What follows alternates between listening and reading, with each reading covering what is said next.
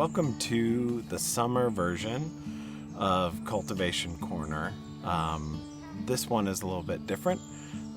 Welcoming Mac Franklin, who's our Director of Horticulture. Mac has worked here at the Arboretum for 26 years, and so we thought it'd be fun to interview you and just talk about the gardens and some of the things that we have going on here at the Arboretum.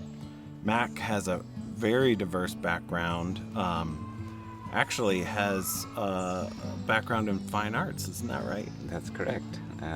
But so much of that fine arts background is so applicable to working in a garden setting like this. Nice. And you've built a lot of things that we would see around the gardens. Is that correct? That's correct. Yeah. We strive to create a lot of our garden elements in-house so that they're not so off the shelf, and give our unique personality or lends that to our gardens. That's great. And so like some of the pieces people would see around the gardens, like our bird feeder piece, like that was all your mastermind, wasn't it?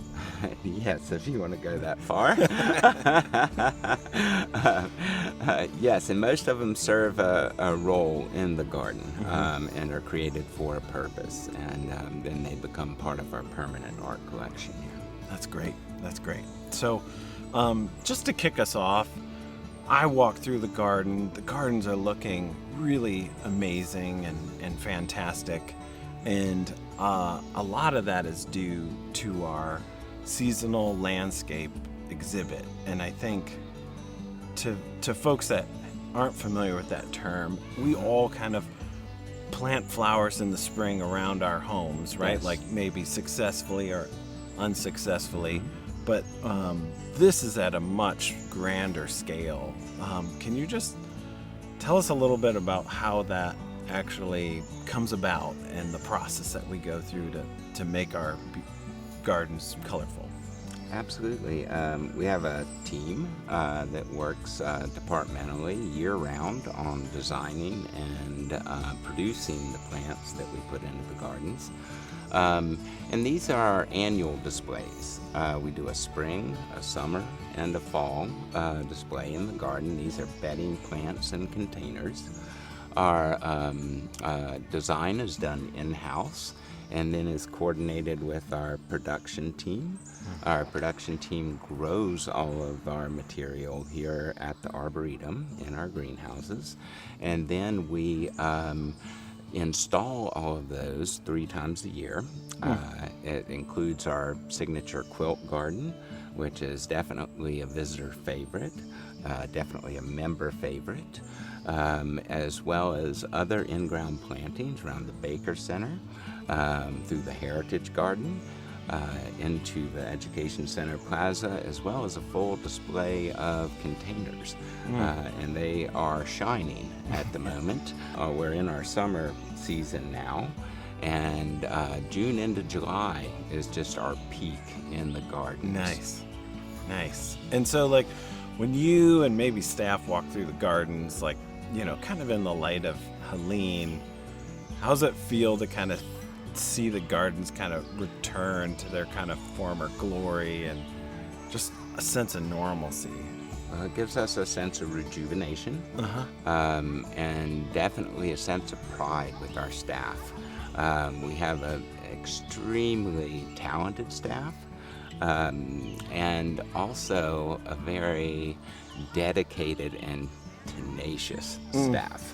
And their hearts are in these gardens and in these landscapes. So to come back from Helene in the way that we have, to get the gardens back to a pre-storm condition, has far exceeded any expectations we ever had. And I think that the community recognizes that and appreciates it. And it's really all about that service that our staff sort of exudes for the community and for our guests and members. That's great. So we've covered on this Cultivation Corner like the massive amounts of effort that staff has taken to clean up, and we actually, the whole horticulture department really rallied around the azalea garden and got that open Yes. for Azalea Day. That's been amazing. But I think maybe some of our members would be wondering is, what are we thinking about when it comes to reforestation and those types of things? Could you kind of tell us about, like, just, I'm sure it's in the early phases, but what are we thinking about how we restore some of our forest areas that were damaged? Sure. Once again, our staff has just been amazing in this process to reopen over 85% of our property. We have one section that we're down to that is still closed, and this is a section of the heaviest impact from Helene, mainly down trees due to high winds.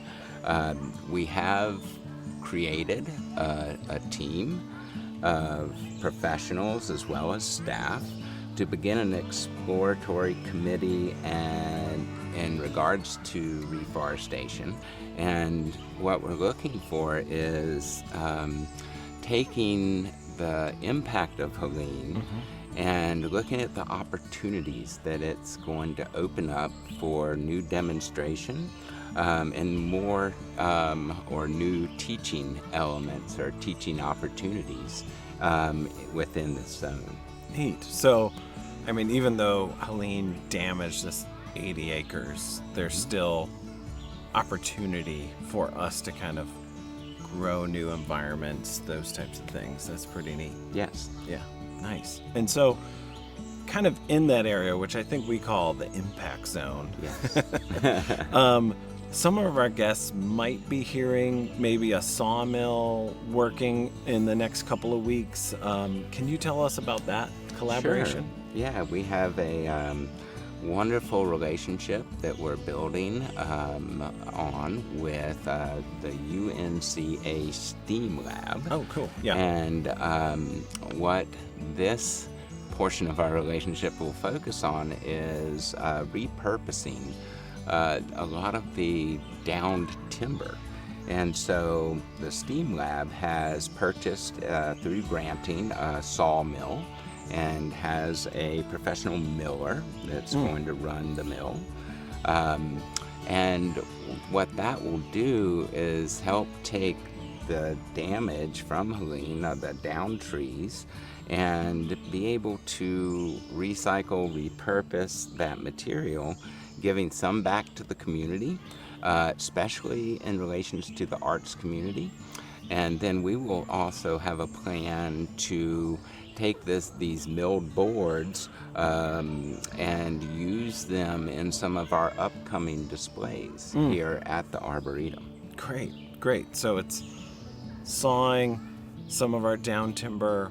Some of it's going to actually be given to the public. Yes. That's great. And then we're going to use some of it. We are. Yeah, we have a really exciting exhibit on the horizon, and some of these materials may be used in that context. Yeah.